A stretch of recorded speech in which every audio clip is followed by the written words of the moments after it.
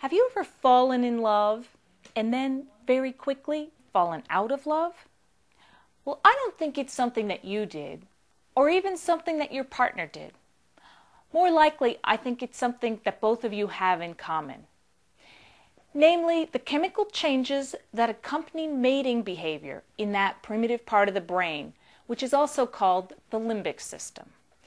Being madly in love is a lot like taking recreational drugs.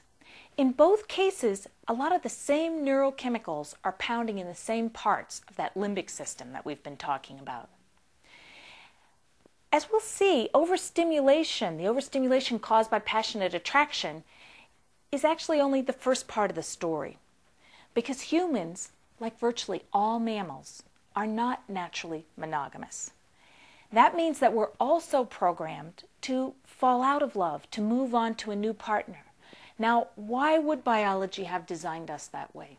Because biology would be happiest if you would have a child with one partner and then move on and have a child with another partner. That increases the genetic variety of your offspring, which also improves the chances of your genes being passed on.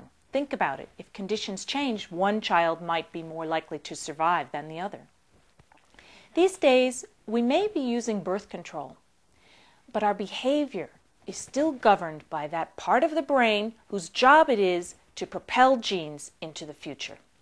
So if you experience intense symptoms when you fall in love, or you quickly lose interest in your partners, or you easily get hooked on hot sex, then you should thank your ancestors and all the fooling around they did, because you are the product of their inadvertent breeding program. This evolutionary mandate to fertilize and then move on is what I call Cupid's poisoned arrow. The arrow causes us to fall in love. The poison, a series of perfectly natural neurochemical changes in that limbic system, creates emotional distance, and that urges us to move on to a new partner in pursuit of another neurochemical joyride. What touches off this deterioration in our relationships? Your passion overstimulated your limbic system, both of you.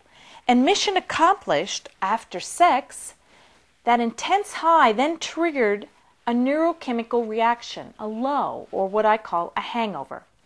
What you felt then influenced what you saw. So over here, you saw Mr. or Ms. Right.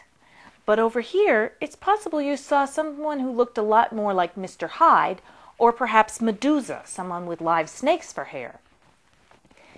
This hangover can distort your perception of each other for up to 2 weeks.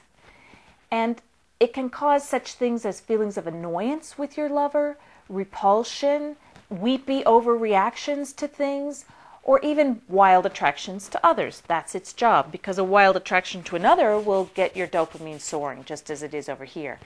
So it's the bad news about mammalian sexuality.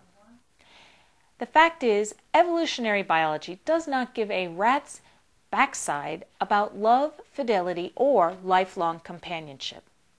So if you want lasting harmony, it doesn't pay just to do what comes naturally in the bedroom. That's a risky proposition. The good news is that there's a way to tiptoe around Cupid's poisoned arrow to avoid that biological separation mechanism and to make intimate relationships sustainable. It is an unfamiliar solution, however, because remember, your brain is wired to prevent you from ever finding the solution I'm going to be talking about. And it's wired to make sure that you consider the solution absurd should you ever stumble upon it. However, this solution has shown up repeatedly in numerous cultures for over 2,000 years. And I think it's time that humanity gave it some serious consideration. So what am I proposing? What I'm proposing is something I call the middle path. It runs right between the horns of humanity's dilemma, which I think of as determined indulgence, which leads to the chaos I'm talking about, and then discouraged celibacy.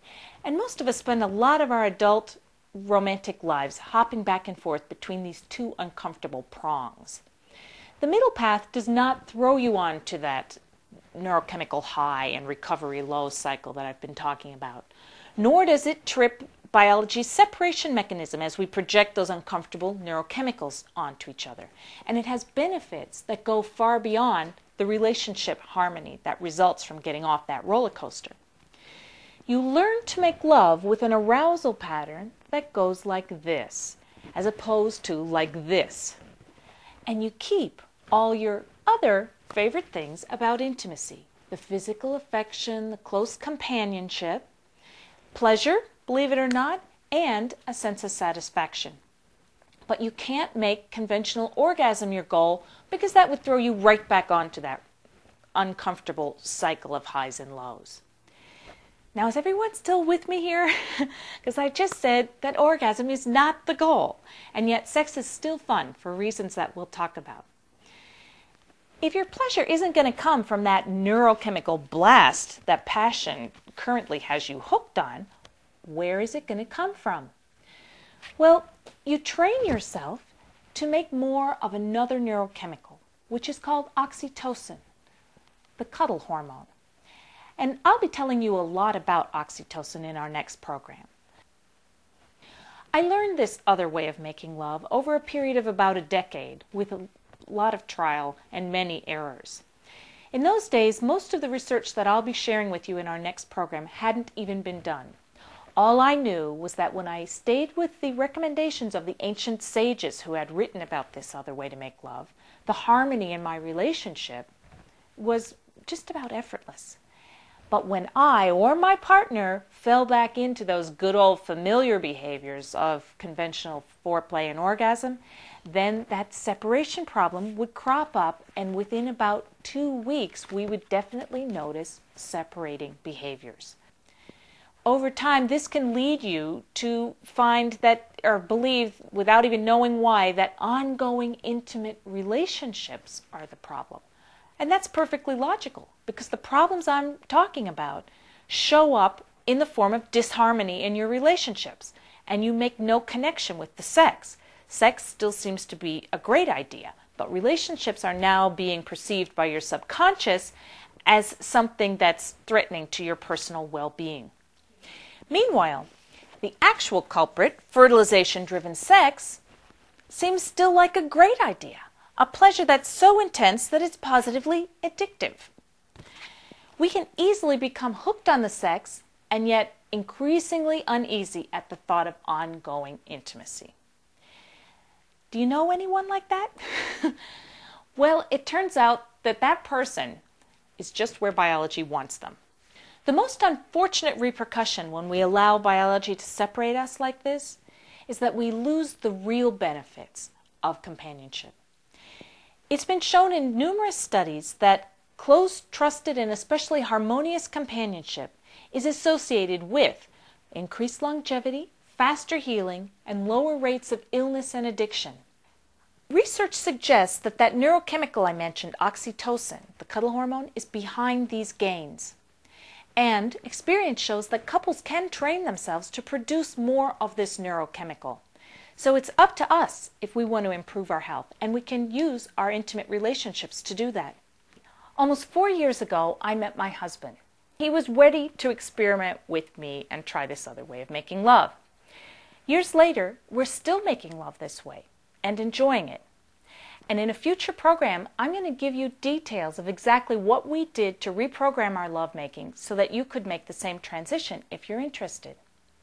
Meanwhile, if you want more information, you can visit our website. It's www.reuniting.info, or check out a copy of Peace Between the Sheets.